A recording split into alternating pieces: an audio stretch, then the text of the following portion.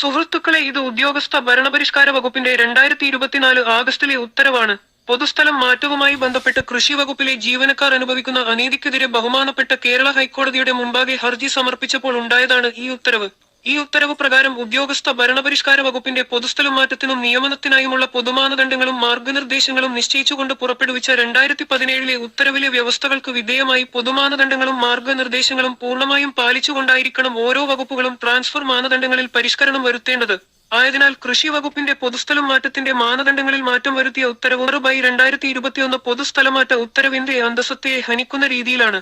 ആയതുകൊണ്ട് കൃഷി വകുപ്പിന്റെ 6/2021 ഉത്തരവ് പുറപ്പെടുവിച്ചപ്പോൾ സംഭവിച്ച നടപടിക്രമങ്ങളിൽ വന്ന വീഴ്ച പരിഹരിക്കുന്നതോടൊപ്പം NIC തയ്യാറാക്കിയ സോഫ്റ്റ്വെയറിലെ അപാകതകൾ കൂടി പരിഹരിച്ച് 2017 ഉത്തരവിന്റെ വ്യവസ്ഥകൾ ലംഘിക്കാത്ത വിധത്തിൽ പരാതിക്കാരുടെ ന്യായമായ ആവശ്യങ്ങൾ പരിഗണിച്ചു ഹൈക്കോടതി വിധിന്യായം നടപ്പിലാക്കാൻ കൃഷി വകുപ്പിന് ഉദ്യോഗസ്ഥ ഭരണപരിഷ്കാര വകുപ്പിൽ നിന്നും നിർദ്ദേശം നൽകുകയുണ്ടായി.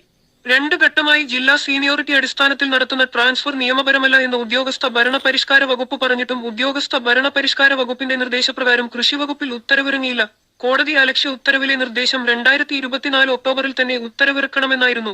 എന്നാൽ കോടതിയലക്ഷ്യ ഉത്തരവ് നിലനിൽക്കുമ്പോൾ തന്നെ ഉദ്യോഗസ്ഥ ഭരണപരിഷ്കാര വകുപ്പ് ക്രമവിരുദ്ധമാണെന്നും നിയമപരമല്ലെന്നും പറഞ്ഞ ഒരു നിയമപ്രകാരം ഇപ്പോൾ വീണ്ടും കൃഷി വകുപ്പിൽ പൊതുസ്ഥലം മാറ്റത്തിന് അപേക്ഷ ക്ഷണിച്ചിരിക്കുകയാണ്. 2 ഘട്ടമായി ജില്ലാ സീനിയോറിറ്റി അടിസ്ഥാനത്തിൽ ട്രാൻസ്ഫർ നടത്തുന്നതിനുള്ള ഉത്തരവ് ഉണ്ടായത് 6/2021 പ്രകാരമാണ്.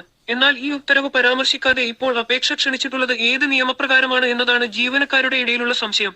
അതായത് കോടതി അലക്ഷ്യ ഉത്തരവും ഉദ്യോഗസ്ഥ ഭരണപരിഷ്കാര വകുപ്പ് നിർദ്ദേശങ്ങളും പരിഗണിക്കാതെ നിലവിലില്ലാത്ത ഒരു നിയമപ്രകാരം ജീവനക്കാരെ അങ്ങോട്ടുമിങ്ങോട്ടും അനാവശ്യമായി സ്ഥലംമാറ്റം നടത്തുന്നതിന് വീണ്ടും ട്രാൻസ്ഫർ നോട്ടിഫിക്കേഷൻ ഇറക്കിയ സാഹചര്യത്തിൽ ബഹുമാനപ്പെട്ട കേരള ഹൈക്കോടതി കോടതിയലക്ഷ്യ ഹർജി റീ ഓപ്പൺ ചെയ്യുകയും ഉദ്യോഗസ്ഥ ഭരണപരിഷ്കാര വകുപ്പിന്റെ തുടർ ഉത്തരവ് നടപ്പാക്കി മാത്രം പൊതുസ്ഥലംമാറ്റ ഉത്തരവ് പുറപ്പെടുവിക്കുന്നതിന് നിർദ്ദേശിക്കുകയും ചെയ്തു.